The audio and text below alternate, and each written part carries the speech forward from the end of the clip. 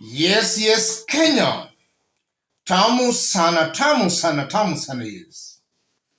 Some few hours ago, we dissected in details a video showing William Ruto being lectured in Dakar, Senegal, for having stolen Kenya's 2022 presidential election. That's an analysis we did some few hours ago. In this video right now, I want us to have a look at Mutahi Ngunyi's reaction to that video. Mutahi Ngunyi, this is the meaning not to President Ruto, but to the pride of our country. Being lectured by a francophone leader whose country is still a colony of France. And then Ngunyi attaches a post by the government critic. Even in Dakar summit, they know that President William Ruto rigged out Raila Odinga. Yes, Nabi must fix this, or otherwise he will have rough times ahead. It's only Kenya Kwanza, Martha Koome, and Chebukati that validates him. And then you are seeing the video there. I want you to go back to your country and fix your country. The leader of opposition is crying hard that you stole his votes. Go back to your country and fix your country. Peace in your country is more powerful than this summit of feeding Africa. So the person who is supposed to be the president now is... Yes, that's Mutahi Ngunyi. Mutahi Ngunyi strongly believes that it's very demeaning to Kenya for Kenya's president to be lectured by other African leaders on how he stole an election. In this video, as usual, I want us to dissect all that to understand the games being played behind the scenes and what that means politically. If you are watching us but you have not yet subscribed, subscribe, give this video a like. Yes. Just as I did indicate in our earlier video, the authenticity of that video is not very important at this stage. It's the message coming from the video, because the message is very truthful, straight, and to the point. That's the most important thing we should pick from that video. Not even the authenticity of the video, is the message. From that video and from Mutahi Ngunyi's post, it's very clear that a good majority of Kenyans, and more so even the international community, a good majority have got a very strong feeling William Ruto stole Kenya's 2022 presidential election. It's not only Kenyans who believe that, but also a good majority of leaders outside of the country. That's something coming out very, very clearly. Secondly, I believe that William Ruto's presidency is an embarrassment to Kenya. And I won't be wrong to say that Kenya's image, reputation outside is tainted because of a William Ruto's presidency. And I'm saying that because this is a person who, before he was elected the president, news was everywhere that he was a very corrupt leader, a very corrupt individual.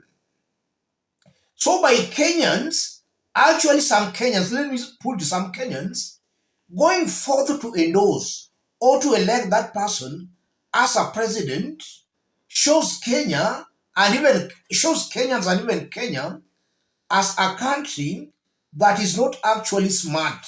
eh, mm, it paints a very bad picture of us as a country. Of all the people, it's only that one we saw fit to lead the country with all those allegations of corruption. It shows Kenyans as not being smart. Yes, because that's a leader who honestly is not fit. Going by the allegations that were leveled against him, that's not a leader worth holding any public office, leave alone the presidency. So it paints that bad picture of Kenya and the Kenyans. And also from that short clip and that tweet by Ngunyi, I'm seeing as time goes by, William Ruto is going to find it very hard ruling this country because it's very clear he does not enjoy the support from Kenyans. Kenyans are not supporting William Ruto. In fact, I won't be wrong to say that the only people supporting William Ruto are Kalenjins and maybe people from the mountain.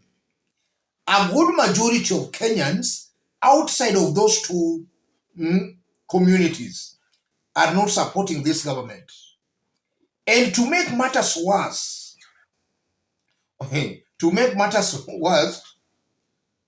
William Ruto's government, as I told, we saw some news today that electricity cost is going to spike with about 114%. That is something coming in some few weeks. Yes, the cost of electricity will spike with 114%. And just as I've been saying in this forum, that as time goes by, life is going to be more difficult for a Kenyan hustler. And as life becomes more difficult, William Ruto will be hated. He will be hated. And that's the reason I keep on saying that William Ruto might go down in history as a one-term president. This man is going to be hated as time goes by.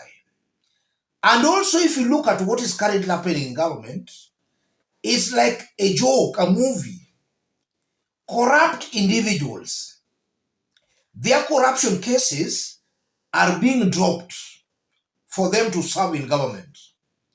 And at the same time, this government is trying to raise taxes, or rather to really push Kenyans to pay taxes, while at the same time, billionaires and rich individuals who are accused of tax evasions are being let free. So billionaires are being let free. The common man there is being pressed to the wall to pay taxes, to a point the government even intends on spying on M-Pesa transactions. Ruto and his government, they are clearly getting it wrong. And that's why I still maintain, and I repeat, and Kenyans should take me seriously. Ruto will go down in history as a one-term president. If the opposition can organize themselves very well, by 2027, even if William Ruto will be having that system, it will be very hard for him to ring 2027 because a whooping majority